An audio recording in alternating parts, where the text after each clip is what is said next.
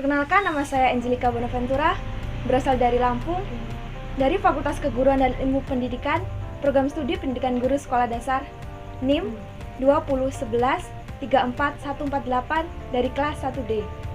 Di sini saya akan menjelaskan materi term. Term adalah kata yang memiliki satu pengertian yang membuat konsep atau ide itu menjadi nyata.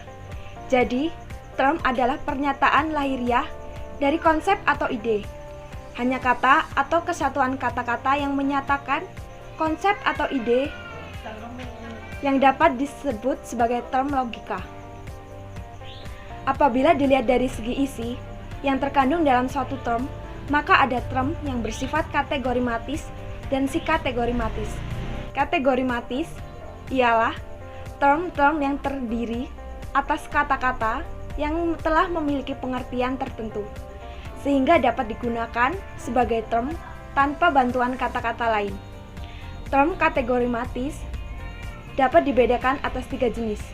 Yang pertama, term kategorimatis univokal, yaitu term yang dikenakan kepada beberapa hal atau benda dalam arti yang sama.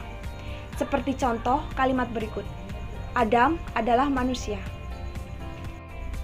Yang kedua, term kategorimatis equivokal, yaitu term yang dikenakan kepada beberapa hal atau benda dalam arti yang berbeda-beda. Seperti contoh, kambing adalah kambing hitam.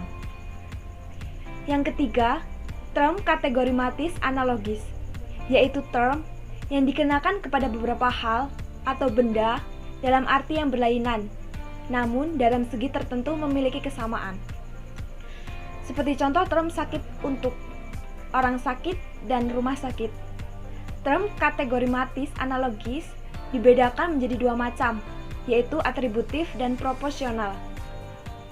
Term kategorimatis analogis atributif adalah term yang digunakan dalam arti sesungguhnya, namun digunakan pula untuk hal-hal yang lain karena hal-hal lain itu memiliki hubungan tertentu dengan arti yang sesungguhnya.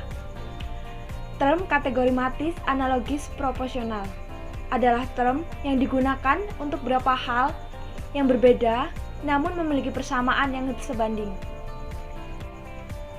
Kedua, sin-kategorimatis ialah kata yang jika terdiri sendiri tidak memiliki pengertian tertentu, sehingga tidak dapat digunakan sebagai term tanpa kata-kata yang lain, seperti kata dari, kepada, dan yang. Kemudian, ada komprehensi dan ekstensi. Setiap dari suatu term senantiasa harus memiliki komprehensi dan ekstensi. Komprehensi sering disebut konotasi atau intensi, sedangkan ekstensi seringkali juga disebut denotasi. Walaupun perlu dibedakan komprehensi dan ekstensi, tidak dapat dipisahkan karena keduanya memiliki peraturan yang sangat erat sebagai bagian hakiki dari suatu konsep. Komprehensi adalah kualitas, karakter, dan keseluruhan arti yang tercakup dalam konsep suatu term. Dapat pula dikatakan bahwa komprehensi adalah muatan atau isi konsep suatu term. Sebagai contoh, term manusia komprehensinya adalah rasional, beradab, berbudaya, dan lain sebagainya.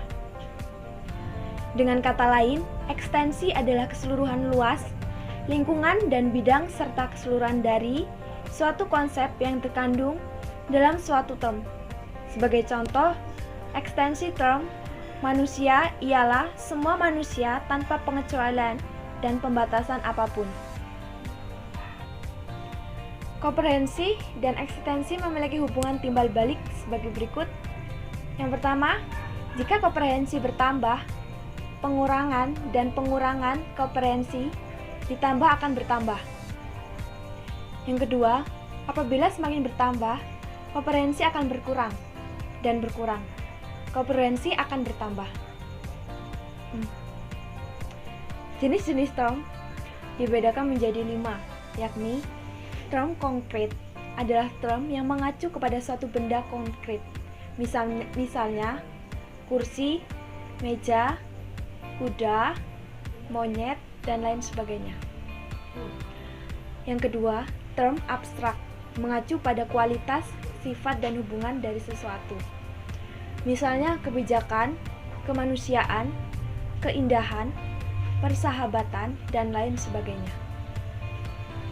Yang ketiga, term tunggal, mengacu pada suatu benda atau perorangan, atau kepada suatu himpunan yang terdiri atas sebuah pengertian yang merujuk kepada satu diri. Misalnya, mahasiswa termuda di dunia, Direktur Utama PT Perindo yang kedua, dan lain sebagainya. Yang keempat, term kolektif, mengacu pada suatu himpunan atau kelompok dari hal-hal dan benda-benda yang dilihat selaku satu kesatuan. Misalnya, Pramuka Indonesia, ABRI, dan lain sebagainya. Yang kelima, term umum adalah mengacu pada suatu himpunan tanpa pembatasan kuantitas ataupun kualitas atau bermakna umum. Misalnya, manusia, mahasiswa, dan binatang. Demikian dari saya tentang penjelasan mengenai term.